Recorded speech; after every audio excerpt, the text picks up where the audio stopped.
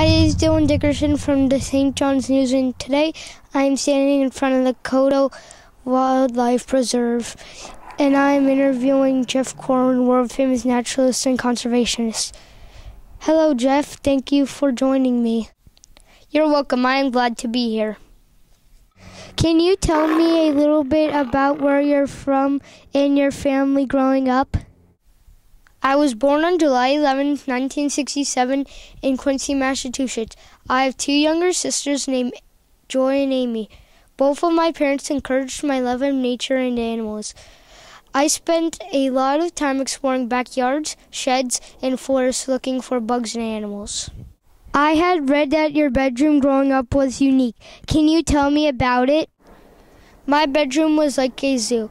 I had lots of cages full of animals like snakes, lizards, reptiles, spiders, bugs, snapping turtles, an iguana named Fluffy, and I even had salamanders in the toilet. What made you decide to become a naturalist? When I was 6 years old, I was visiting some relatives. While digging through a woodpile, I discovered a garter snake. Not wanting to lose it, I tried to pick it up. It bit my arm. I ran to my parents with the snake still attached to my arm. I wanted to show them my grand discovery. From that point on, I knew I wanted to become a naturalist and always be around animals. You're also a conservationist. Can you tell me why? When I was 8 years old, my neighbors killed a snake in front of me because he thought it was going to hurt me. I knew it wasn't. From that point on, I knew that I not only wanted to study animals, I wanted to protect them.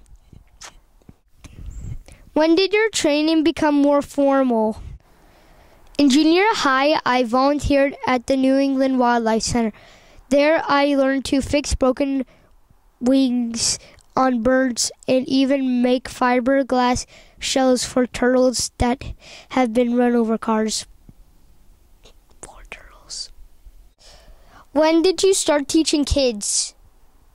At the same time I volunteered at the New England Wildlife Center, I also volunteered at the South Shores Natural Science Center. There I was taught classes about animals to kids and helped maintain the animals. While teaching, I always had a snake around my neck, and the kids loved it.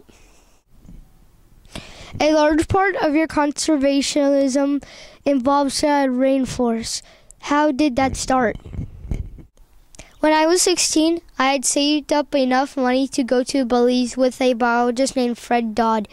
While in Belize, I learned about iguanas, frogs, snakes, toucans, and other rainforest animals. I would go back year after year. Eventually, I became an expert, and I was paid to lead expeditions into the rainforest. From that point on, I was committed to saving the rainforest and the animals that lived there.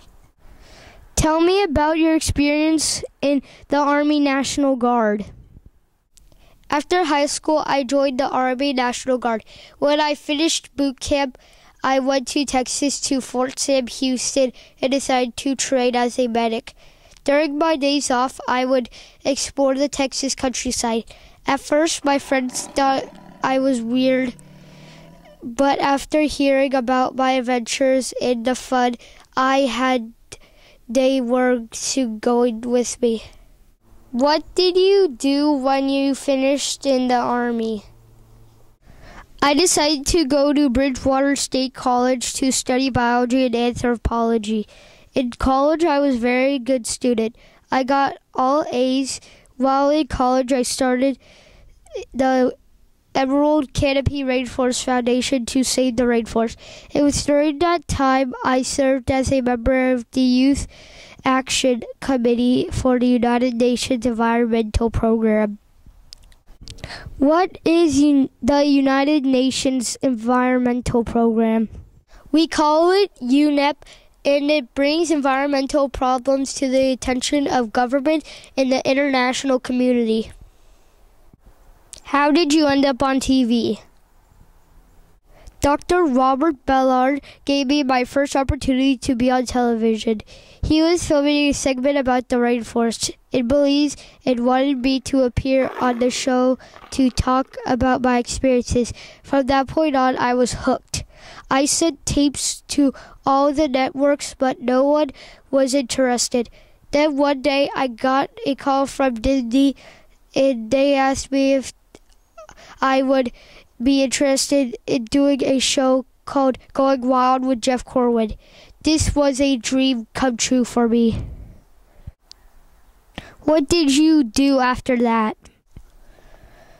When I finished with Disney, the Discovery Channel asked me for a show called The Jeff Corwin Experience.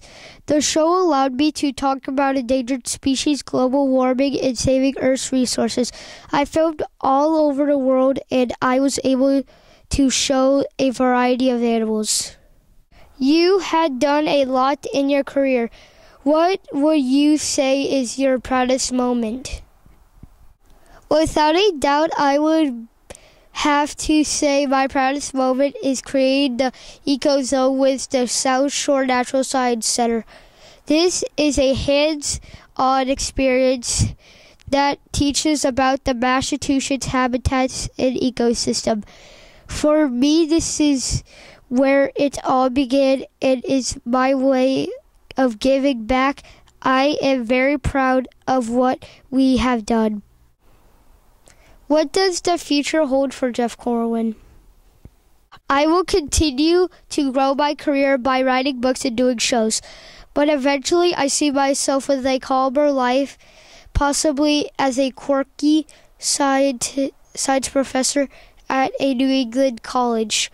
I will definitely be the teacher that makes you laugh. Thank you, Jeff. You're welcome. This is Dylan Dickerson from St. John News closing out.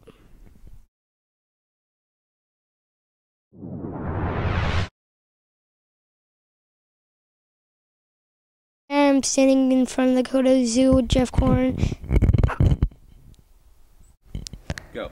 I had read about Dad, your bedroom. Try it again. Keep going. What did you do when you finished the army? What did you do when you finished the army? Try it again. What did you do when you finished in the army? Thank you, Jeff. This is Dylan Dickerson from St. John's News closing out. Oh. Don't move. Do it again. Hey. Okay, keep the microphone lower. Right here. Just do it and keep going. We call it UNEP. No. Yes. Oh, right. What? No, there are two more than one.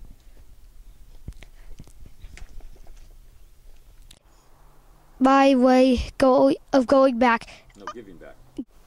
With a doubt, I would. Without a doubt. The snake is getting all. See myself with a calmer life. Eventually, A calmer life. Well, but I will pay to hold it down. Right. I'd professor. Oh my God.